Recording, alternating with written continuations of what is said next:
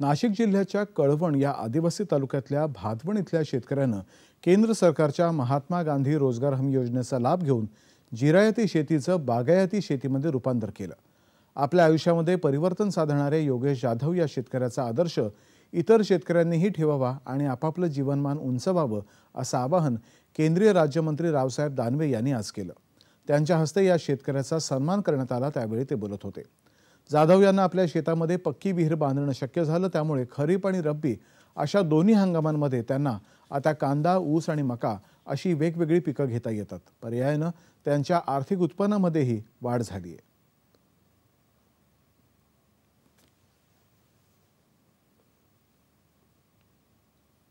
मी महात्मा गांधी रोजगार हमी योजनेअंतर्गत जी सिंचन विहीर घेतली त्याचा मला 2 लाख रुपयांना अनुदान भेटलंय मला। आणि जे शासनाने आपल्याला जे मदत दिली त्याबद्दल मी ग्रामपंचायतीला म्हणजे ग्रामपंचायतकडूनच हे करत गेलो की मला परिस्थिती माझी खूप बिकट परिस्थिती असल्यामुळे मला माझ्या शेतामध्ये पाणी पण नव्हतं। ग्रामपंचायतने ग्रामसेवकांनी असं सांगितलं की बाबा स्कीम आहे, त्याच्यात तुम्ही नाव नोंदा।